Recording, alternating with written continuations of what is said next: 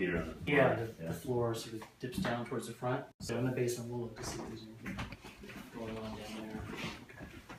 Towards this side.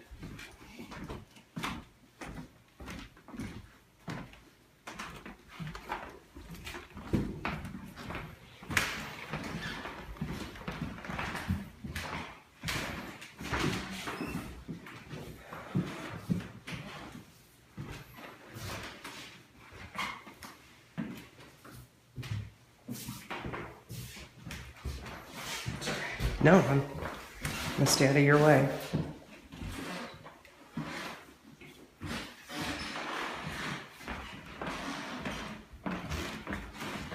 Got a little bit of a bump here. Probably there's a beam in the basement right underneath here.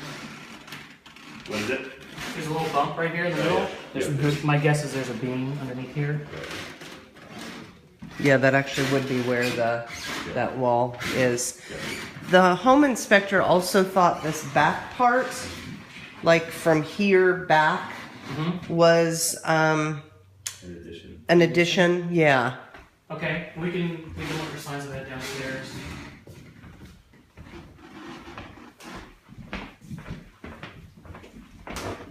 Well, it looks like it's gonna be all finished down here.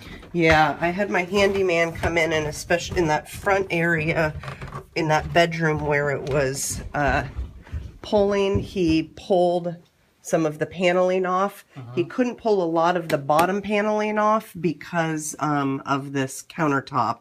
So he pulled over in that corner to see if that area would explain at all why that floor was dipping in that bedroom. And that other panel is pretty. This one's kind of loose. Like it could potentially crawl back there and kind of look that way as well. Oh, it's not going to be just concrete like this behind it? Yeah, it will. It will be. Okay.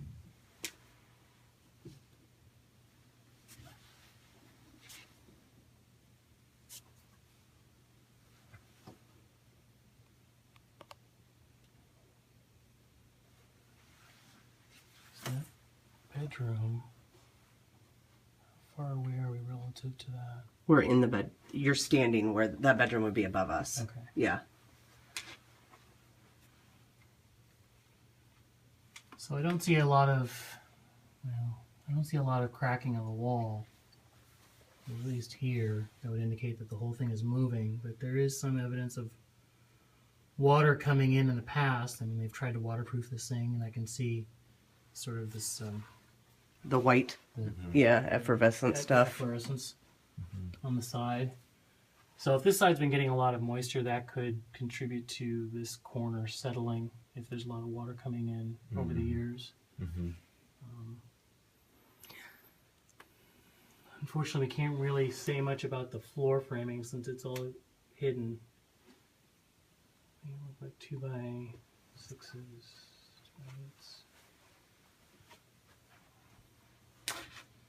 And this is all sort of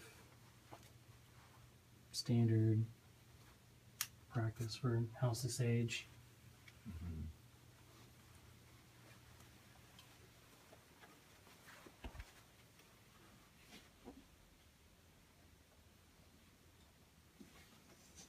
Floor takes a dip here. Yep. It's possible that that's just the way the original slab was sloped, because usually in the basement you'll have a drain. I guess probably under here. And they would have sloped the floor for that. Yeah, there's a drain right here. Yeah, And in fact, the sink is actually just draining directly into it.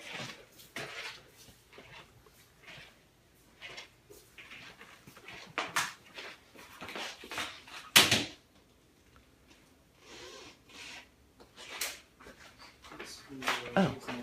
I actually pulled this. It was really easy to. Oh, come forward. good. So. Oh, that's where the old lines were for the oil tank. That's Okay. what that is. Here's one section you can.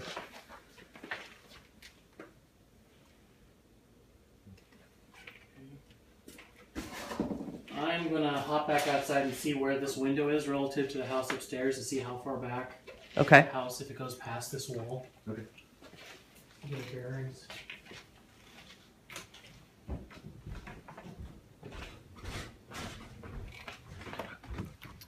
Oh, which it does, because that's some of that crawl space he wasn't able to get into. Right. Yeah. Yeah.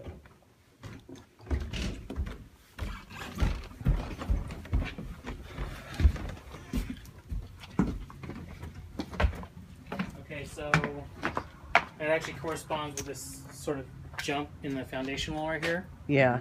So, yeah, you're probably right. From here back, looks like it was an addition. Yeah. Yeah, and the inspector was not able to find any access to look at that section from there back. Okay. Yeah, I mean, there's no space back here. If there was any access, it'd be inside, I think. I don't see any vents in this area.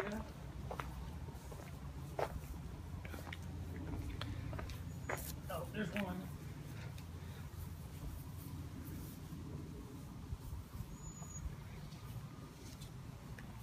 Oh yeah. Oh. That looks like it's. Oh. Spiderweb? Spiderweb or bugs Maybe or it's something. going Yeah. into that crawl space. But I think that was the only vent. I don't remember seeing one on this. I don't think there is one on that side. You can actually see in there.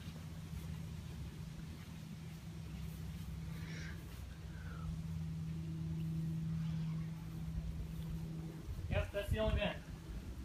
Okay.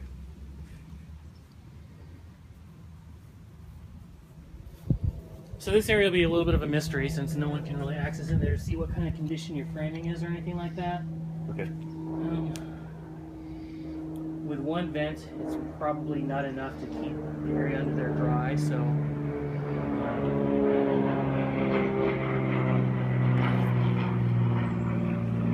you could do some things like you can do what's called a mechanical ventilation, basically attaching a fan to run air through the crawl space to try to keep it dry during the winter. Just because you want to keep the humidity off of the floor joists underneath. I mean, I didn't feel any waveness back here, so I don't think there's any problem right now. But So what about if he pulls some of the paneling off in the basement area, having interior venting? Does that help? well, the trick with that is the way this is probably constructed is you've got the concrete basement wall and it goes up to a certain height, and you've got a floor joist sitting on top of it. Okay. And so the only place where you can pop a hole is going to be in that floor joist. So you have to kind of come up and over the basement wall in order to do that venting. I don't know what the particulars are about venting the crawl space into a basement. Okay. You know, how many vents you have to Right. do or whatnot. You'll have to sort of work that out with the city, what the standard Okay. is. But that's definitely an option you could do. It may still require mechanical ventilation since we're only coming in from one side. Usually they try to set up these vents so that you've got, you know, sort of this cross flow coming from one side and then out the other. This is what I meant before about the Yeah. It's kind of wearing off. Yeah. I think Jim noticed that too, didn't he? Yeah. this is just something you want to keep an eye on, stay on top of it to keep it protected. Looks like it might even get a little worse as it goes down. It usually does, just because of the water's right on it. the water's right on it. Again, it's usually not a huge concern, especially right now because I can only jab in, you know, 1/8 of an inch. Right. It's, again, just mostly a maintenance thing to stay on top of it to make sure it's protected. And honestly, as compared to other houses that have the same sort of concrete condition, this one is a little bit better than average for the ones that have this, houses that don't have it at all. Okay. Okay, I'll go back down.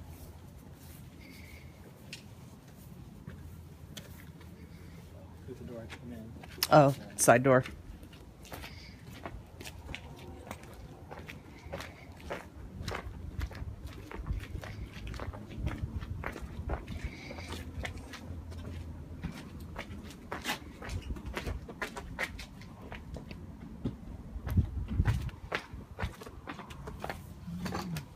Let me grab my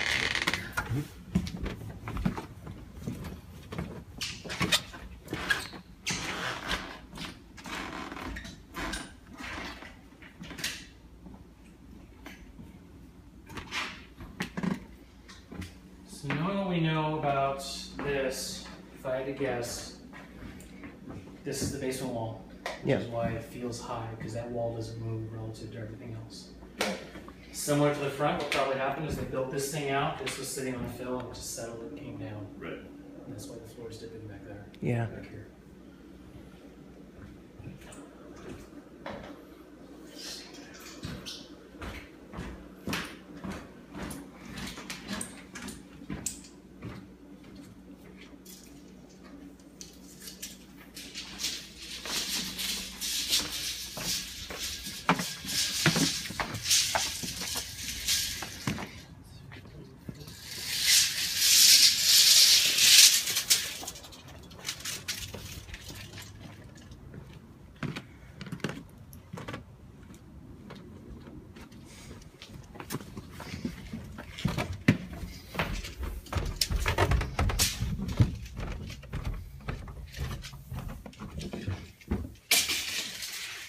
Can I hold it I'm not sure. all the way against this? Yeah. Okay. So this is roughly the front of the house. So this might follow the bump out? No. The bump out's going to be in the middle. That's the bedroom corner. Let's quick look at the front.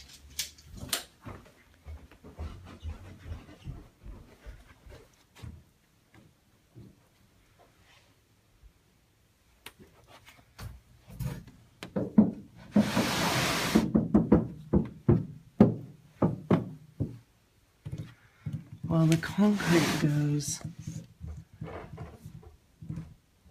back there. Okay.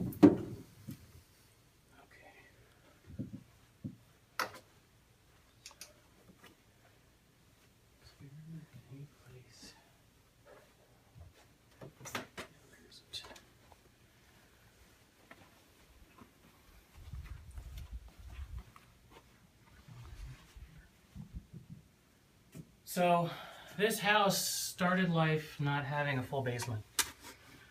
That's what I thought too. Yeah. These big counters are hiding probably another concrete wall under here. Yeah. Mm-hmm. And what happens is this was originally a crawl space wall, and they dug down, poured another wall here to support this wall, and then covered it up with paneling. Mm-hmm. Mm-hmm. Like a retaining wall. Right. So two walls are about probably 2 feet apart, which means this is definitely influencing this wall as a retaining wall, but we can't see it, so we don't know what its condition is. That's probably something, if you can get into, to have someone pull some of this out and take a look at it. Mm-hmm. Some of the side, Yeah, these just side 'cause- wood pieces. Just because Okay. you want to make sure that it's not, you know, in really bad shape, it's not deteriorated, it's not broken or anything like that. Right. Because if this wall fails, it could jeopardize the rest of the foundation if the ground starts moving out under it. Right. Okay. So you're definitely going to want to take a look at this if you can. I mean, from up here, it doesn't, at least in this little area where I can see the top of it, I don't see anything. Okay. This is not going to be part of the wall. This is probably, they just put a little slab on top of Okay. Like some of these the pieces. shelf. I'm gonna go grab a hammer and a screwdriver. Okay.